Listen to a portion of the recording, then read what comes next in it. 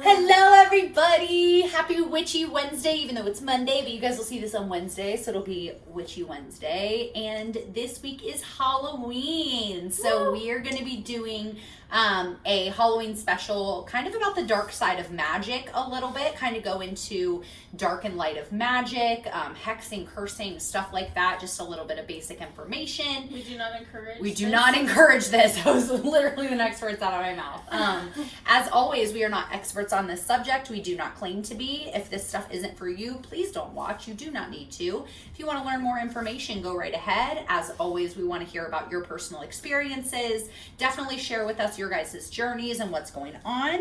And as always, do what you will, but do harm to no one. Let's get our snacks and our blankets. Oh no, I don't have either. Oh no. Sam and I are super excited. We're going to be crafting and working on our grimoires today. This is the one that I got from my birthday from my Aunt Becky. And I'm not going to show them the back because my Aunt Becky will see that. Okay, so what had happened was is I left it in my bed last night when I went to go do something. And Onyx ate this little back top part, but we're gonna do some like hocus pocus magic on it, and I'm gonna sew another piece of leather to the top of it, so it's gonna look really cool. So thanks, Mother Universe, for giving me cool options, and I'm so glad the front is good. So if we're, extra jumpy and excited today, it's because we're about to stick 1,000,000 stickers in these pages. Stickers. So to start out today, we wanted to talk a little bit about the dark side of magic and kind of where those connotations come from when it comes to witchcraft, and why even to this day we still get so much pushback about our belief system. We talked in our very first introductory video about the history of witchcraft and how it started in England and how many tens of thousands of accused witches died completely unnecessarily. If you would like more information on that, you can go back and watch our first video, which we will go ahead and link below. But we are going to be talking a little bit about the Salem witch trials. A lot of people have curiosity on that, and it was a very dark time for witches. So I wanted to discuss that today in that Halloween special a little bit. And then we are going to move into some examples of black and dark magic. Of course, like we will repeat 1,000,000 times in this video, we are people that follow do what you will but do harm to no one. We don't like to put negative out there. We do not like to mess with free will. We do not work with hexes or curses. And the universe has balance, and yes, you don't want to mess with that. Yes, and we're going to talk about that as well. With talking about the dark side of magic, you have to talk about the balance between light and dark, which is what many witches go by. It's why we have the do what you will but do harm to no one, because our intentions are generally never to cause harm. But when you kind of start bending over on that dark side of magic, that's when things can get a little bit sticky. So we're going to talk about that a little bit, dark and light magic balance, and just some examples of those things. But we're going to start out with the Salem witch trials today. So a little bit of background information, just to touch on a couple of things for our first video, because I think they're relevant when you're moving into the Salem witch trials.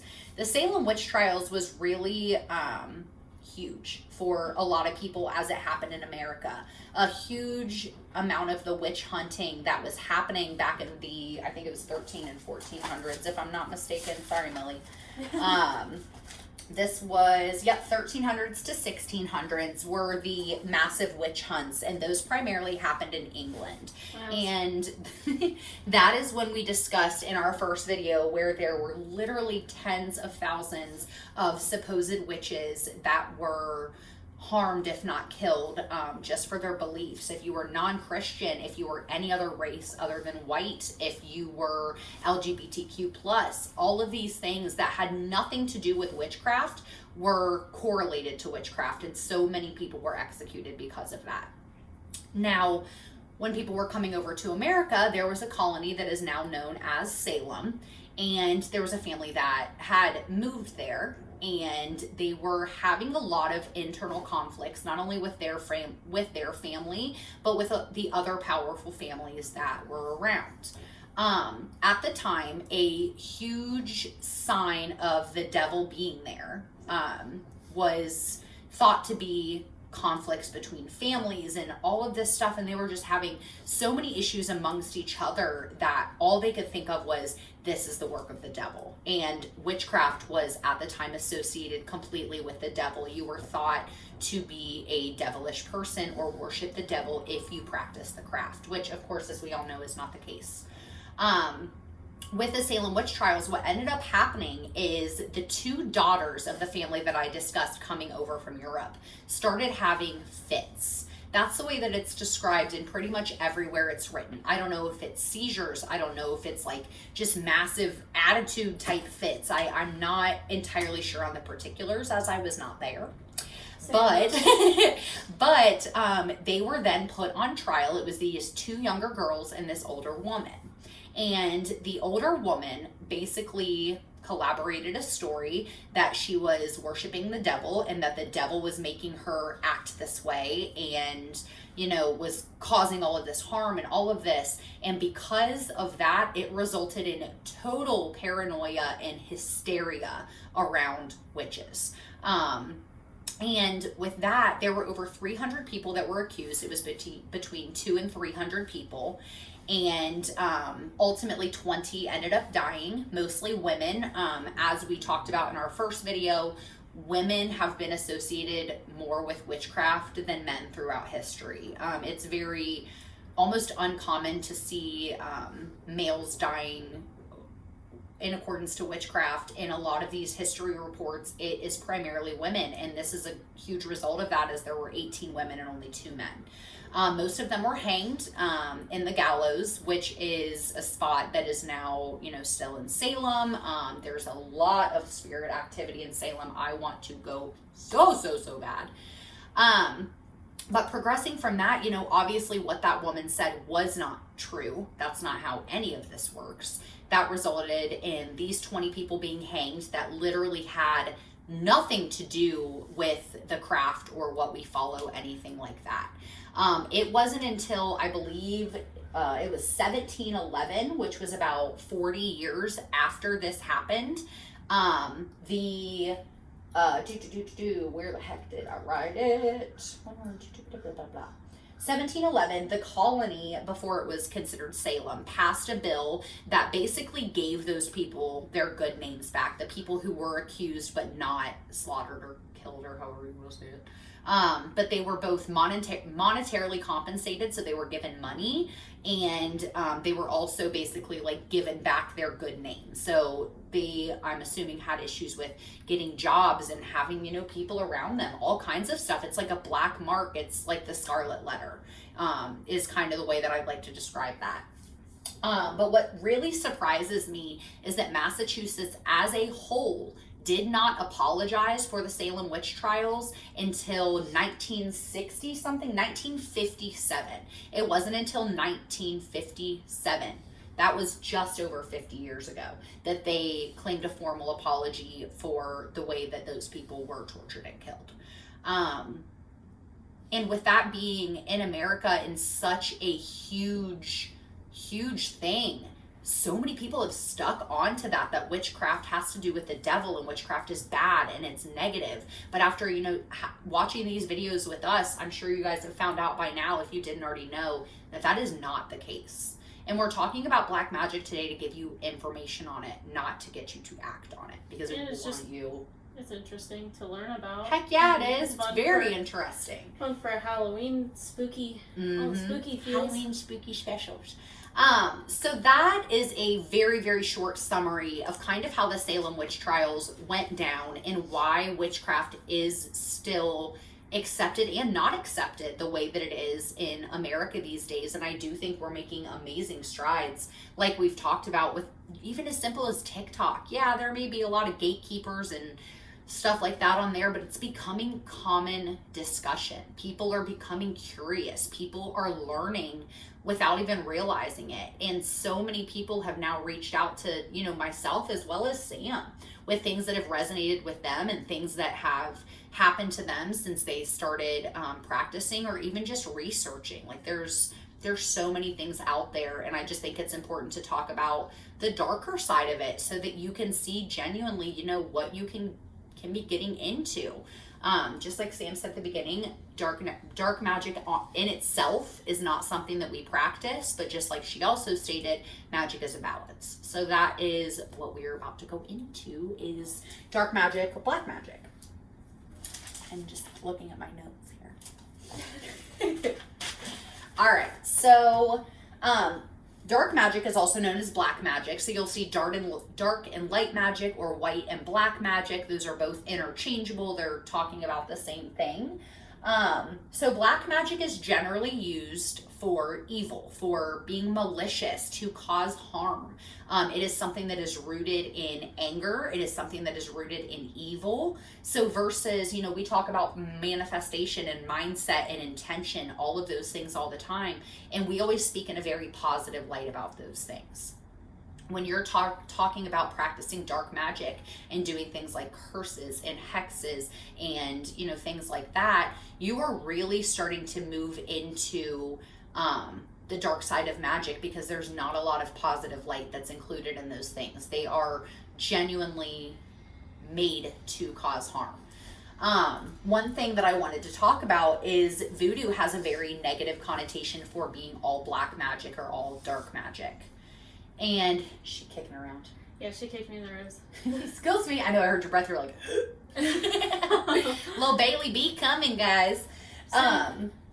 You said soon. I know. It's like a month now. I'm 35 weeks tomorrow.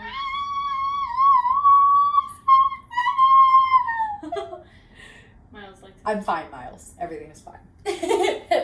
Okay, so like I said, dark magic is extremely powerful. When you are pulling from emotions like hatred and evil and anger and sadness, all of those things have a negative connotation. In the same way that when you are positive pulls to you. If you're negative is going to pull to you. Like attracts like. We've discussed that since day one here together. But with that being said, when you are putting darkness into the world, most people, the reason that we don't practice dark magic is because that's what comes back to you. So many practicing people have that balance where, everything is light and dark. You always have to think about your consequences. You're walking through the darkness, you're focusing on the light. Of course, there's going to be balance in everything. And that is why so many people do not practice that part of it. I totally just skipped over the voodoo thing. Hold on. Let's back it up. Rewind. Okay. So back to voodoo. Sorry, ADHD moment. So when you are looking at voodoo and it has that connotation of all being negative, the thing that's different about voodoo is that they make, what specifically did I say?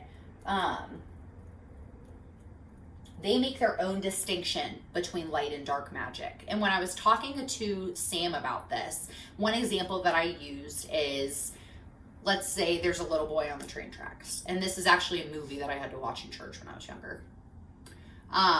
There's a little boy on the train tracks, and the dad he's the person that moves the tracks and does all that stuff. And that's the boy's father. And he has to make the decision between losing his son and saving these 50 people, or killing these 50 people to save that one important person. And that choice of distinction between what is the better worse, for lack of a better way to put it, is the way that voodoo has been described in research. Because they make their own distinction based on the greater good. So their magic may be a bit darker, but it is not always intended to be malicious. I do consider voodoo to be a closed practice due to the fact that it is a cultural thing versus an open practice. And there are very few times that you will hear me saying closed practice. I am not one who is a gatekeeper, but that is one thing that I am uncomfortable with because I am not close to that culture. So everything that I just described to you guys is based on personal research. It is not based on personal actions. And I believe Sam agrees with me when it comes to that. I don't know enough about voodoo to say anything about it. I have, in fact, watched the Coven season of American Horror Story. I'm like halfway through it. It's so good. So good. Literally, when Stevie Nicks comes out and she's singing the piano, I cry. It does not matter how many times I've seen that. I cry so hard. It's ridiculous. Every time you see Stevie Nicks, you cry. I do. I saw a picture of her. It's going around Facebook right now of her doing her makeup in 1994, sitting on a hotel room floor looking at one of those tall mirrors. And she looks so young and cute and adorable. Do you cry every time you see it? Yeah. Yeah. I'm also hyper emotional, but it's fine. This is fine. Okay, so to just kind of do a quick overview of that, we're about to talk about the balance between light and dark and how general practicers have to find that balance versus, what's that?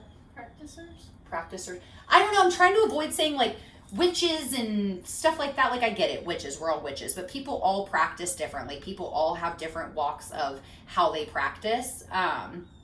And I feel like some people who might just be watching might not be confident enough to call themselves a witch yet. I don't call myself a witch. Even Sam, it took me quite a bit of time. So when I say practicing, I just mean people that are interactive with the spirit world, whether or not giving you shit for saying practicers. All you practicers out there. So when we are moving into more modern day witchcraft, for those of us who practice on a normal basis and all have a lot of the same ideals in how we practice, it is all about that balance of light and dark. So one thing that I had written down is life is about creating balance, not suppressing good or bad, as one is never inherently one or the other, but you cannot exist without one or the other. You have to embrace them equally. It's kind of like the thought of one comment I made Sam before we started filming is I said, if there was no sadness, we would never understand what joy is.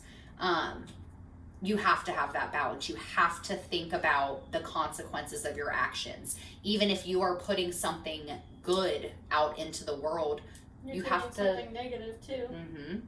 Absolutely. Collateral damage is a great way to think about that. Like if you are sending something negative to someone, if they're a spiritual person, there's these super dope thing called return to sender spells. So anybody who tries to put negativity out there or point it to another person, not only does that person have the ability to do a return to sender spell, but the universe will do it for you. Essentially I'm rubber, you're glue, whatever you say to me bounces off me and sticks to you. Mm-hmm. There's a admin in one of my witch groups that phrase is actually part of her spell that she's created for that.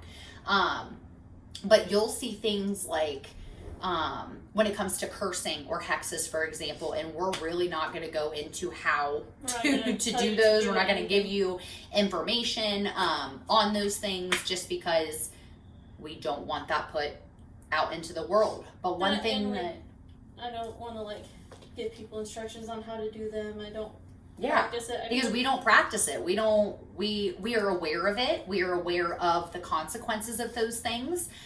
And that's why we don't practice those things. Like one thing going around TikTok constantly right now are those jars. The ones that you put in chili powder and rusty nails and a whole bunch of different herbs and things like that.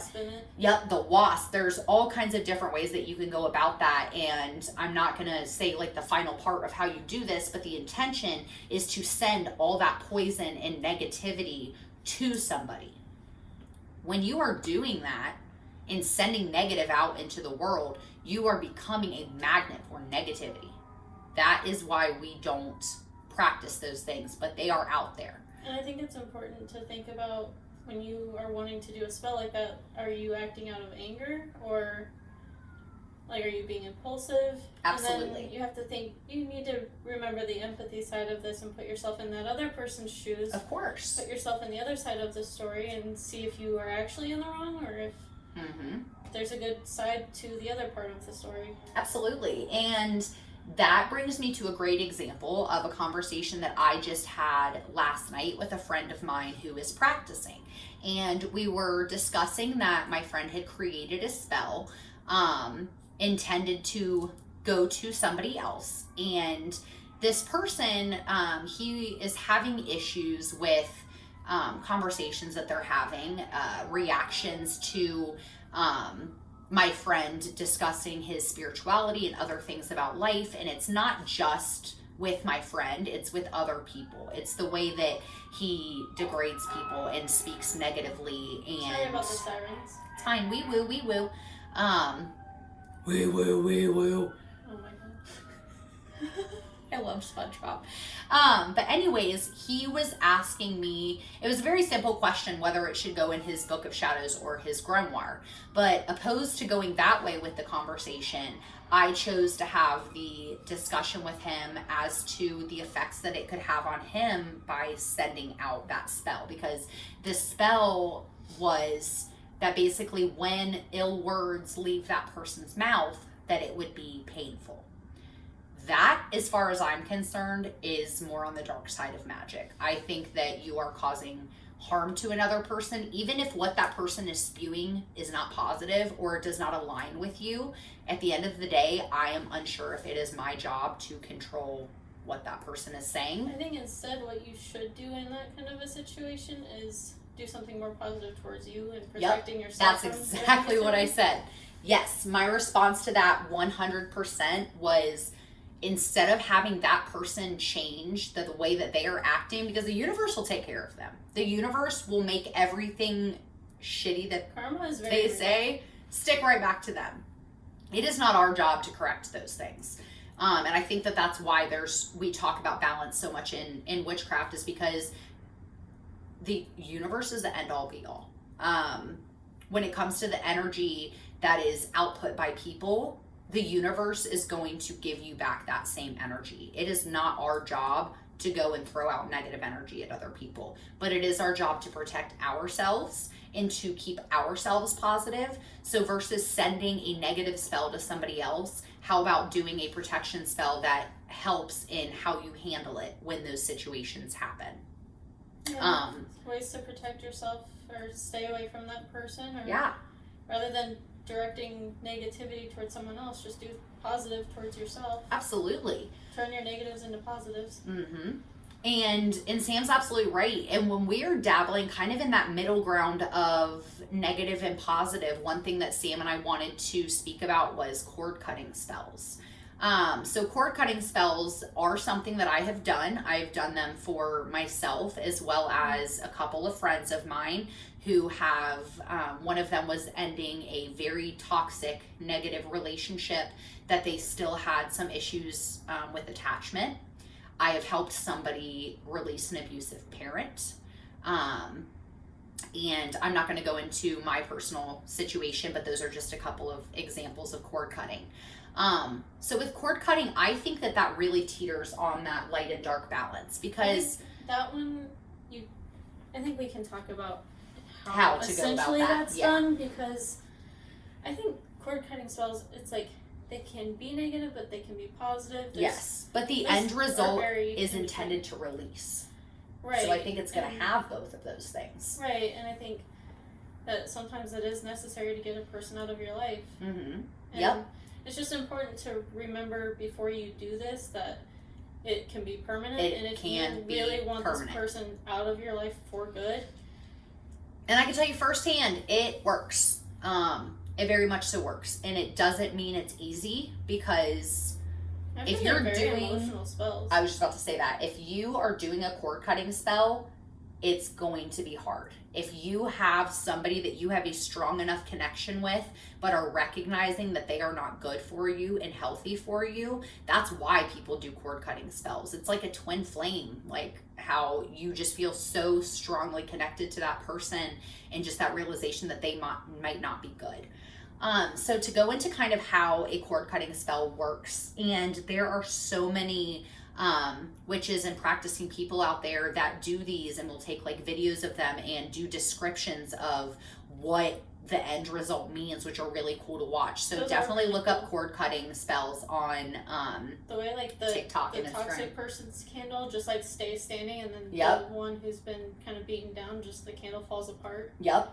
Those ones are wild. You're gonna take for these, and this is, it may seem easy to set up, but it is a very intense spell. So even though it is easy to physically do, please make a conscious decision on if you're serious about it before you try to act on it. And make sure you're trying to go about it in a positive way. You're not wishing that person ill intent. Mm-hmm. You're just trying to get them out of your life. Yes, because they're not good for you. At the end of the day, this is protecting you and simply assisting with making sure somebody cannot access your life. And it's important to make these spells kind of personal to you. 100%. You'll see that with a lot of cord cutting spells, there are different things, but there are a lot of consistent materials, and that is going to be obviously the flame, it's going to be the string, and it's going to be the 2 candles. So with the 2 candles, I see most often black and white, but if you have a color that's relevant to one person or the other, you can do what works for you best. That's the cool part about spell work, is you use what resonates with you, just like we always say, intention is everything. You light those 2, well, don't light them yet, but you have the 2 candles side by side in candle holders, and then you have a string that is tied to each and attached to each.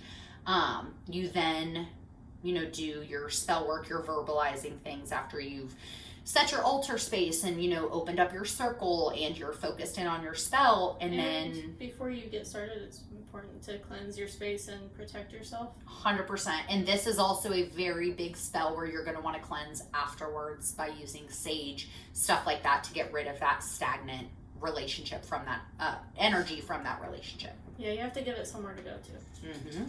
I have seen people do it in a couple of different ways. I have seen more intense situations where people have lit the candles as well as the string. The way that I have always practiced is just lighting the candles itself, and that's what you're going to see most commonly, because what's going to happen is as those candles start to go down, those flames are going to hit that point on the string, and the string is going to begin to burn. In some situations, I have seen it where that string never fully burns. The candle still stands strong. And it's important to realize that has meaning. That has meaning. The way that the results of the spell, like, this is not something you light and walk away from. No. This is something that you want to be seriously interacted with, because just like Sam said, a lot of times if it's an abusive situation, you'll see that black candle, the abuse candle, that abuser, that person represented in that candle stays strong through the whole damn thing. That candle just will not go down. Will not go down. Like, it can burn just as long as the other one, and you will see the white candle, the person who is acting on this spell, wither down to barely anything. And that is a total representation of the effect that this person is having on the other person. Sometimes you'll see both of those candles fall. You'll see both of them heavily impacted by this. Sometimes I've seen it happen where the white candle stays and the abuser candle goes away. That can be interpreted in multiple different ways. It could be maybe you were the root problem. It could be maybe you had the strength all along. Exactly. Like, there are so many different ways that you can interpret it. And it's really important to think about how that relationship has affected you and how you want to see it in the future, and really just take the time to read out that spell and situation. That spell is not something that people start out with. No, and I think it's important to remember to trust your gut and watch how the candles go and see what it makes you feel. Yep. Absolutely. And that, again, is one of those things where you're playing with dark and light magic when you do that, because you are causing yourself to separate from another person, which can be painful for them. It can be painful for you. And that is where that darkness comes in. But you are not sending them, just like Sam said, if you go in with a positive intent and you are simply trying to make this the best situation for everybody involved, you are not sending them ill will. You're not sending them ill will. You're just protecting yourself from their toxic energy. You're getting away from a bad situation. Yep. And that's where that light comes in. That's where your intention is being set. And if you have bad intention going into it, this is where it becomes dark. Exactly. But I do think cord cutting spells are genuinely one of my favorites. Because I think that they are so moving to watch. So, so many spells, you're sending stuff out into the universe verbally or by writing it down, and you trust that it's there. You trust that the universe has heard you and is working on that.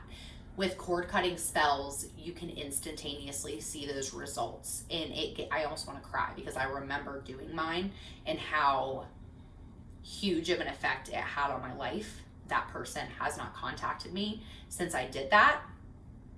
And it is a very strong spell. Just like she said, it's not for the faint of heart at all.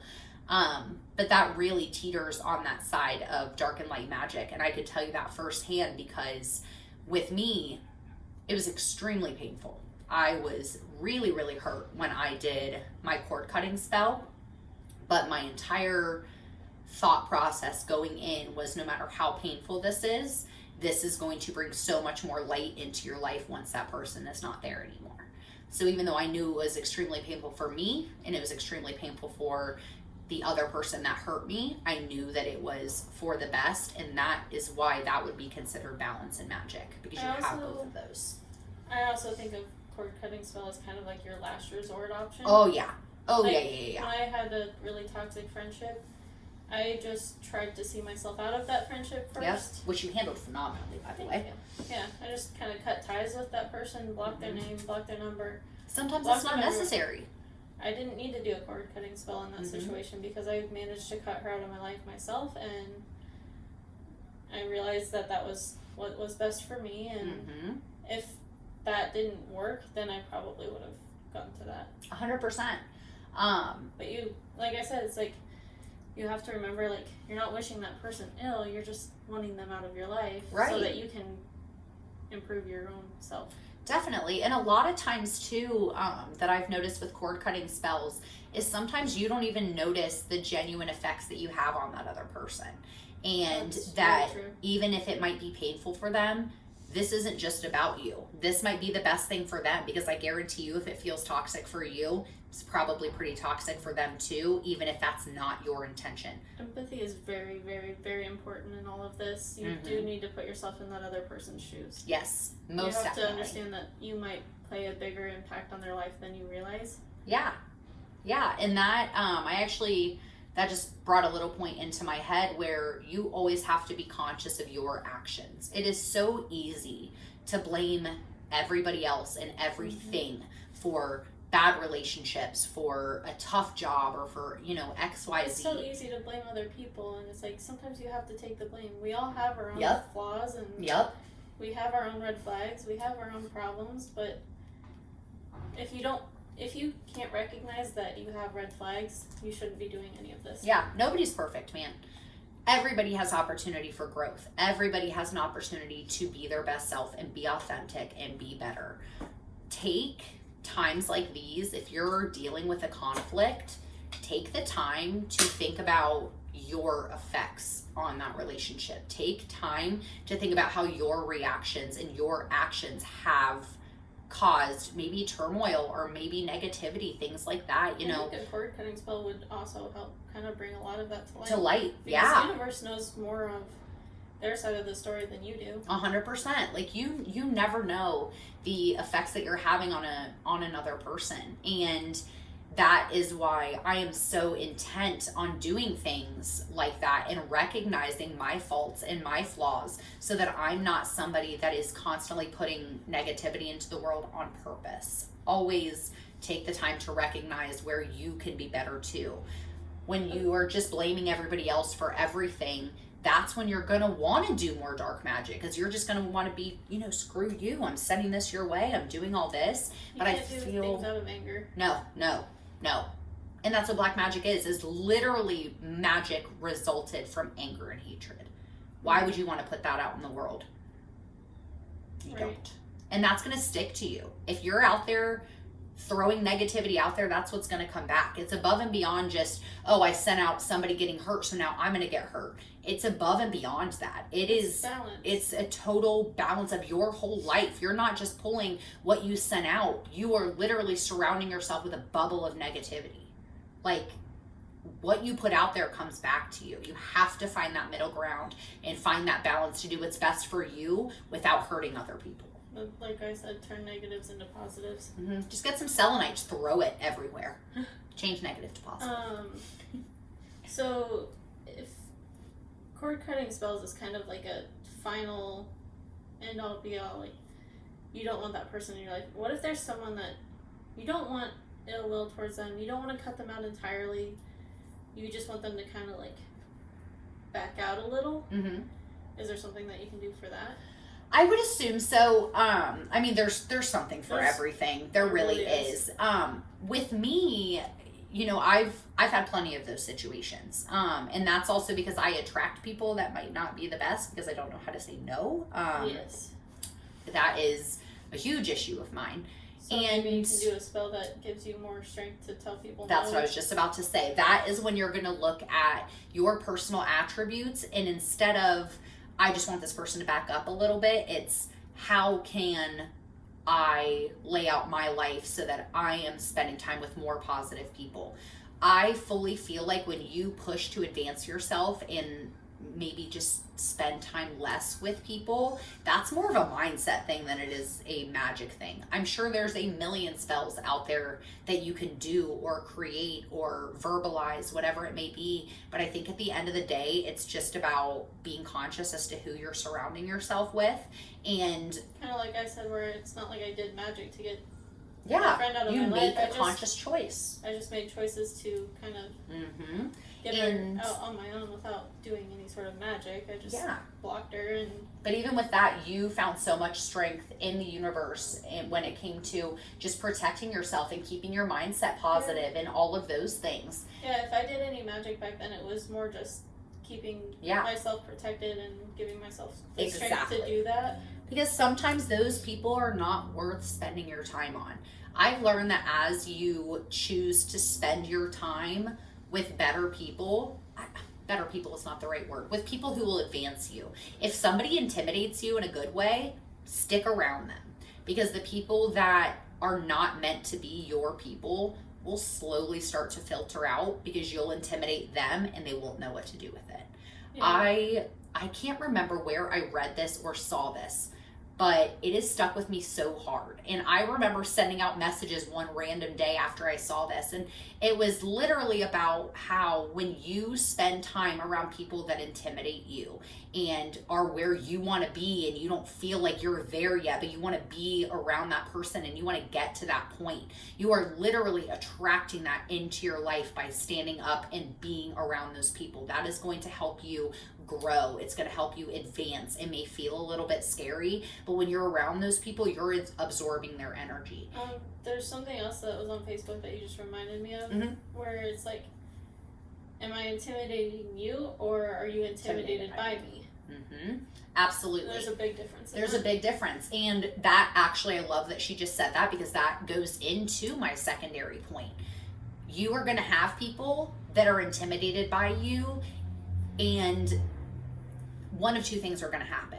If somebody's intimidated by you in a good way, they're going to want to stick by you. They're going to want to learn from you. They're going to want to progress. But if somebody's intimidated by you in a way like, oh, they think they're better than me, or oh, they are better than me, they're probably going to see themselves out of your life on their own.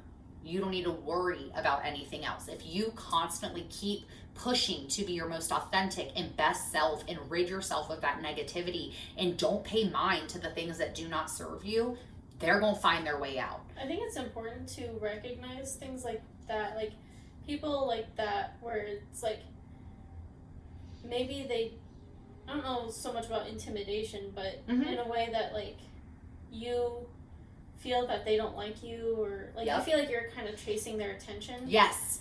Maybe there's a reason why you feel like you're doing all the work and that friendship, and maybe that person's just not meant to be a part of your life. And Absolutely. If you feel like you need to chase them for their attention, maybe your attention should be directed somewhere else. For sure. And that would be an example of a time where they would just not be, in your life after that. And on the other hand, if people are taking that intimidation as a good thing, like when I was talking about sending out the messages, I remember I saw that and I put a lot of thought into it and was like, man, I'm spending a lot of time with people who chill at the bar every night.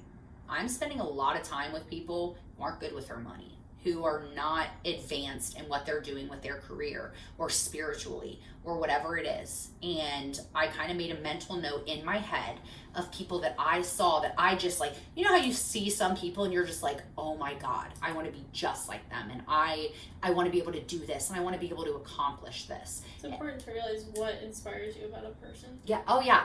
That is a perfect way to put it, is inspiration. And I remember sending out messages that next morning and I was terrified. I remember people that I've like, you know, met a couple of times in passing, but have just loved them so much and just never felt like I was good enough to be around them. And I made the choice to contact them and kind of express what I'd seen. And I was like, hey, you know, I'm intimidated by you. I was like, in a good way. I was like, I think that you do this, this, and this, and these are things that I want to attract into my life. So I would love to spend more time getting to know you or spending time with you, or maybe you could teach me about how you got there. And that is a huge reason why I am the way that I am right now. That's what happened with you. Mm-hmm. Yep. I was super intimidated by you. I was so scared to talk I'm to you. so scary. It was when I was first starting to like get into all of this, and I was terrified. Yeah. And Ethan's like, just talk to my friend Brooke. She knows about all of this. She's practiced for years. And I'm like, I don't know, Brooke. I'm scared. What if she thinks I'm a fake witch? Plot twist, I was super scared of Sam too. I was like, oh my god, she's so cute and she can take pictures and she's so creative. She's like, I remember literally, like, it was like our second time hanging out, and she's like done like 5 things at this point that like I don't know how to do, and I'm like, bro, she is so cool. And I remember taking the dogs outside at her old apartment, and she walks in the garage, she's like, oh, I can also hula hoop. And I'm like, what do you mean you can hula hoop? So she like comes out in the garage and she's like, yeah, hula hooping, and she's like doing all this stuff, and I'm just sitting there like, I'm a wild fucking person. dude, I could literally, when I talk to other people about her, the easiest way to describe Sam is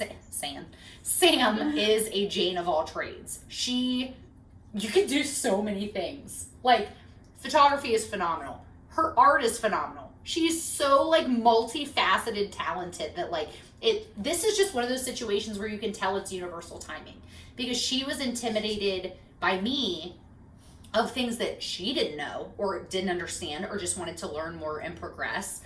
And it's the same damn thing with her. There are so many things about Sam that I was intimidated by and wanted to learn more about.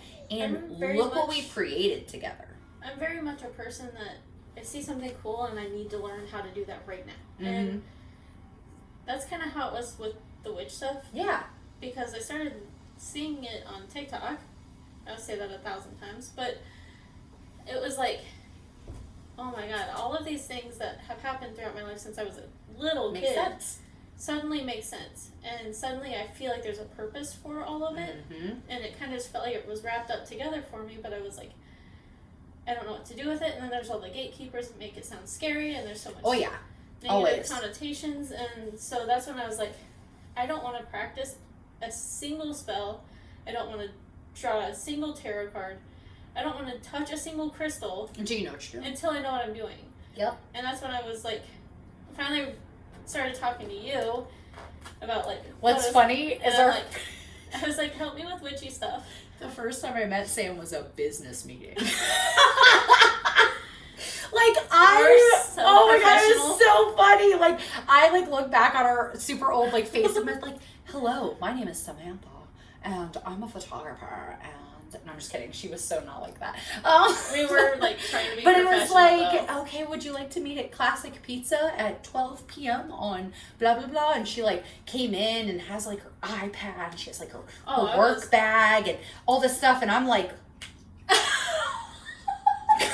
was like, what is happening? So professional. How professional. And then like, look at us now. I think we're so professional right now. So professional. Like, it's so funny. Like, look back on our first video. We had done our makeup for like an hour before our first video. Halloween makeup for today, and now look at us. No, what's funny is like I thought about that, but I had the choice of doing Halloween makeup or going to the gym. I made the big kid decision today. I'm proud of you. All proud. But I will be busting out some cool Halloween looks the rest of this week. So yeah. So cute. Okay, anyway. I think we've gone on a couple tangents today, but I think everything was really relevant regardless. How can we wrap this all with a bow?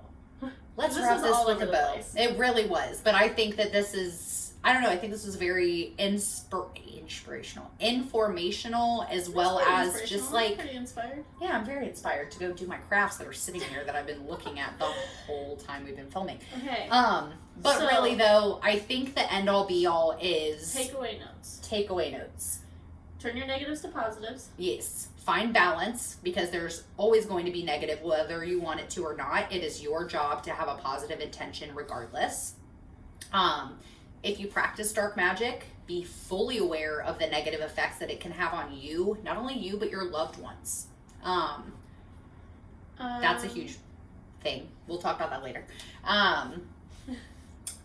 Let's see.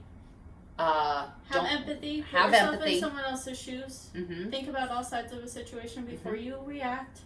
And spend time with people that are going to help you grow and progress. Find yourself a freaking Sam.